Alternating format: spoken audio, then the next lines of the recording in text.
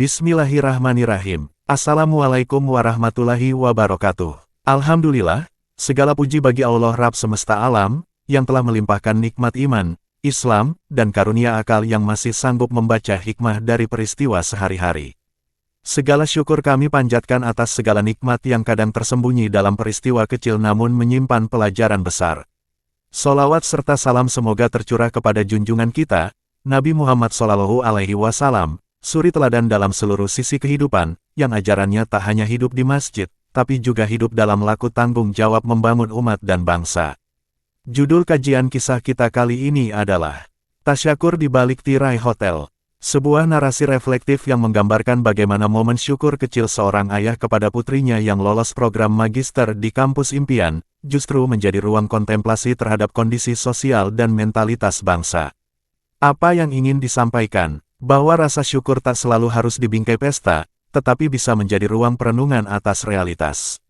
Mengapa penting? Karena bangsa yang besar adalah bangsa yang rakyatnya tak hanya berpesta dalam keberhasilan, tapi juga mawas diri dalam kekuasaan. Bagaimana kisah ini disajikan? Dalam 5 bab, dengan sentuhan emosional, argumentatif, dan menggugah tanggung jawab spiritual atas kemaslahatan negara, agama, dan umat.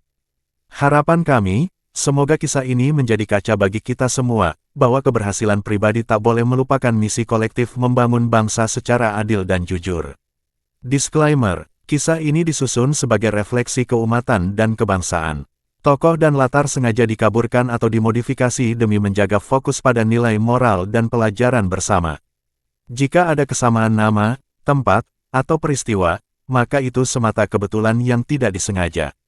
Selamat menyimak dengan bismillah.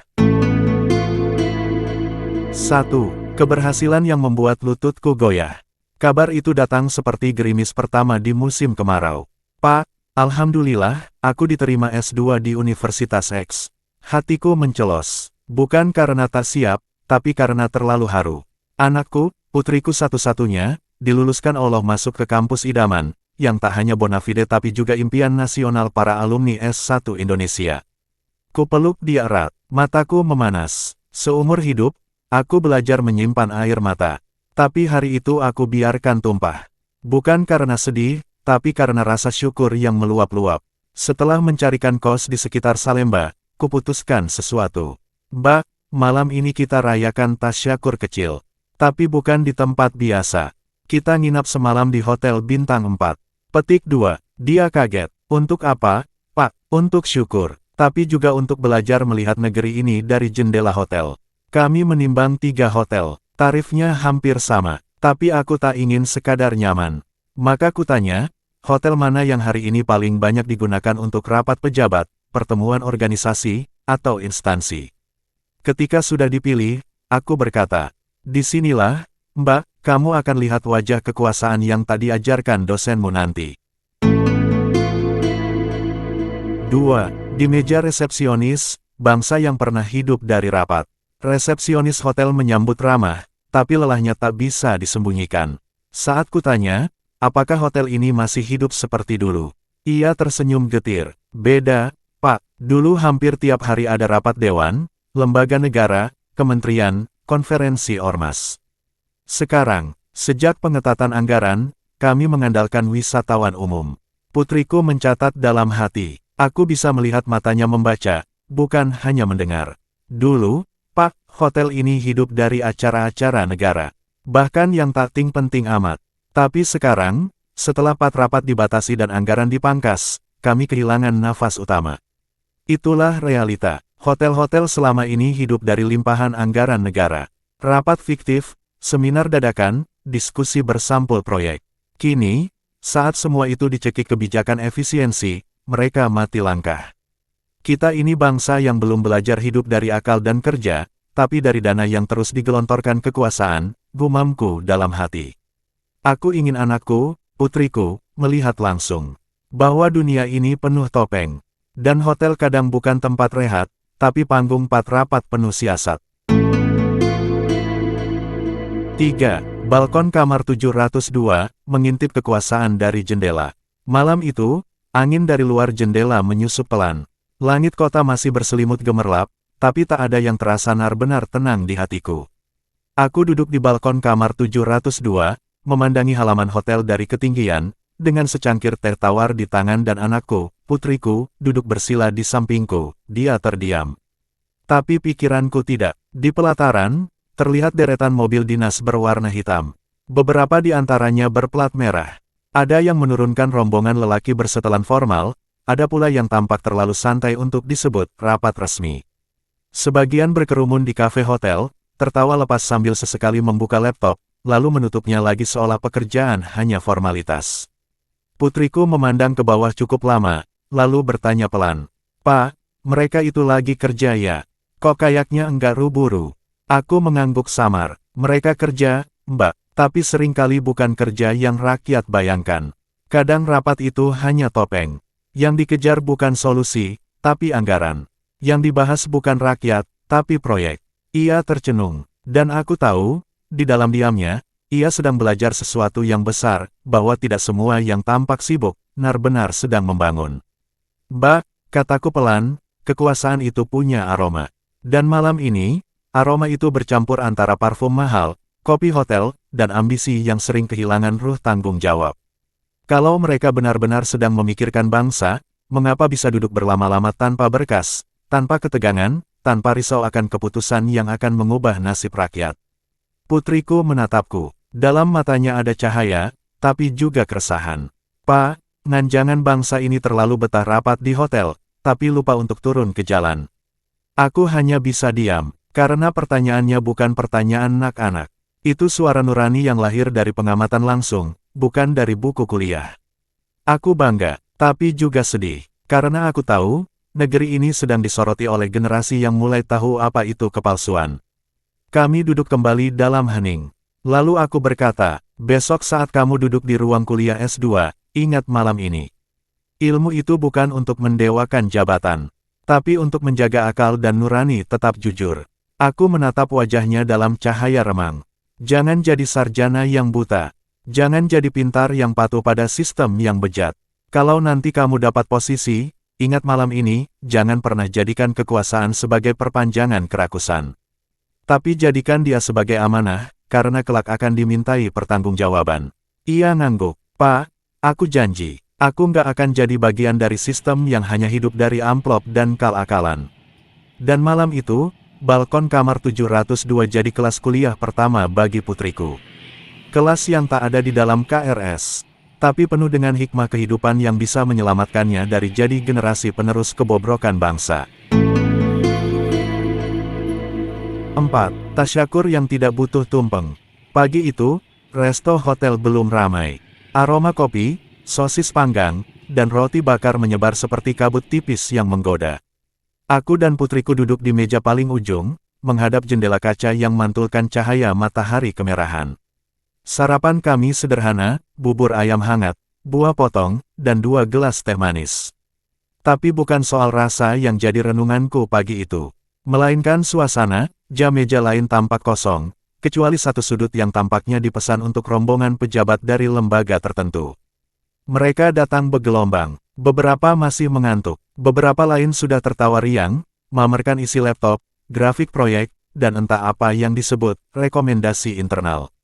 "Pak," bisik putriku lirih sambil noleh ke sudut meja itu. "Apa mereka tuh beneran kerja, atau cuma cari sarapan gratis dari anggaran?" Aku tersenyum getir. "Entahlah, Mbak, tapi kadang yang disebut rapat hanyalah bungkus dari sekadar pertemuan. Judulnya, koordinasi lintas sektor, isinya, silaturahmi penuh kuota makan siang." Ia menunduk nahan tawa dan kecewa. "Ternyata ada orang yang bersyukur sambil membebani anggaran negara, Pak," ucapnya pelan. "Dan ada yang bersyukur seperti kita, tanpa tumpeng, tanpa selebaran, tapi justru penuh makna." Katanya menamparkan kesadaranku. Tasyakur kami memang sederhana. Hanya satu malam di kamar hotel, secangkir teh di balkon, dan pembicaraan dari hati ke hati. Tapi dari kesederhanaan itu lahir pelajaran besar, bahwa bersyukur sejati tak pernah butuh panggung atau spanduk. Kami tidak membawa nasi kuning 7 tampah. Tidak ada kue bertingkat, tidak ada undangan keluarga besar. Tapi kami merasa tasyakur kami lebih utuh, karena kami bersyukur bukan hanya untuk keberhasilan anakku diterima di kampus impian, tapi juga atas kesempatan melihat kebobrokan sistem dari jarak dekat. Pak, nanti kalau aku lulus, kita nggak usah bikin syukuran ramai-ramai, ya. Katanya lirih. Cukup kayak gini aja, ngobrol, ngaca, ngelihat bangsa dari sisi yang nggak diajarkan di ruang kelas. Aku menatap penuh haru. Anakku tumbuh jadi pribadi yang tak hanya cerdas secara akademik, tapi juga matang secara nurani. Tasyakur sejati bukan soal jumlah undangan, tapi seberapa besar maknanya mengubah cara kita berpikir, bertindak, dan merasa bertanggung jawab. Kami menyelesaikan sarapan dalam hening yang hangat. Saling memahami bahwa syukur tidak selalu berarti perayaan. Ia bisa hadir dalam bentuk keheningan, dalam bentuk perenungan, dalam bentuk tekad yang dibisikkan hati kecil, bahwa kita tak boleh hanya menjadi bagian dari barisan penerima, tapi harus masuk ke barisan pemberi makna. Dan pagi itu, aku belajar sesuatu dari anakku, bahwa generasi yang tumbuh dengan kepekaan hati, bisa jadi harapan yang akan menyelamatkan negeri. Tapi mereka harus dijauhkan dari glamornya kekuasaan, dan dibimbing dengan keteladanan, bukan kemewahan. 5. Harapan seorang ayah di lorong hotel. Langkah kami menyusuri lorong hotel terasa lambat, seperti tak ingin cepat berakhir. Satu malam yang sederhana, tapi syarat makna, terasa lebih membekas daripada 1000 seminar. Di hadapan lift, aku berhenti. Menatap putriku. Ia tersenyum kecil, membawa koper kecil dan sisa rasa tasyakur yang belum usai. Mbak, panggilku lirih. Ia menoleh. Boleh papa titip satu hal sebelum kita keluar dari hotel ini? Boleh, Pak. Kelak, saat kamu duduk di ruang kelas, menulis tesis, dan dikelilingi teman hebat dari kampus hebat, jangan pernah lupakan bahwa ilmu yang tak dipakai untuk membela yang lemah, tak lebih dari hiasan kosong. Ia terdiam, matanya bening. Aku lanjutkan, banyak orang belajar tinggi, tapi lupa berpijak. Lupa kalau di luar kampus, ada jutaan rakyat yang tak tahu caranya masuk hotel. Bahkan makan pun kadang tak cukup. Maka jangan jadikan gelar sebagai tembok. Jadikan ia jembatan. Aku mendekat, menggenggam tangannya. Negeri ini butuh lebih dari sekadar orang pintar. Ia butuh orang jujur, orang peka, orang yang berani menolak sistem yang menindas. Kalau kamu kelak diberi jabatan, tolak rapat yang tak perlu. Tolak anggaran siluman. Tolak tumpeng pencitraan. Ia mengangguk. Bibirnya bergetar. Pak, aku nggak janji insya Allah tidak akan diam ketika lihat ketidakadilan. Dan di lorong hotel itu, aku merasa harapanku tersampaikan. Tidak dengan suara keras, tapi dengan getar jiwa yang menjalar dari satu generasi ke generasi berikutnya. Putriku bukan pas siapa, tapi ia bisa jadi apa saja. Dan aku percaya, dari anak-anak yang dibesarkan dengan keteladanan dan kejujuran, kelak lahir kembali arah baru bangsa ini. Saat kami melewati lobi dan menyerahkan kartu kamar, aku berkata dalam hati. Tugas ayah bukan hanya mengantar anak sekolah tinggi, tapi mengantar akalnya menyala dan hatinya tetap hidup. Kami melangkah keluar hotel, matahari pagi menyambut dengan hangat. Jalan raya padat, trotoar sibuk, tapi hati kami damai. Karena semalam, bukan hanya hotel yang kami tempati, tapi pelajaran besar yang kami gali. Semoga anakku bukan hanya menjadi manusia yang berhasil, tapi menjadi manusia yang bermanfaat. Bukan hanya unggul di data akademik, tapi unggul dalam keberpihakan kepada kebenaran. Karena bangsa ini hanya akan berubah jika setiap anak bangsa mulai mengubah niatnya. Bukan mengejar posisi, tapi memperjuangkan perbaikan. Bukan mengincar kekuasaan, tapi menegakkan keadilan. Firman Allah, dan katakanlah, bekerjalah kamu, maka Allah akan melihat pekerjaanmu, begitu juga Rasul-Nya dan orang-orang mukmin. At-Taubah, 105.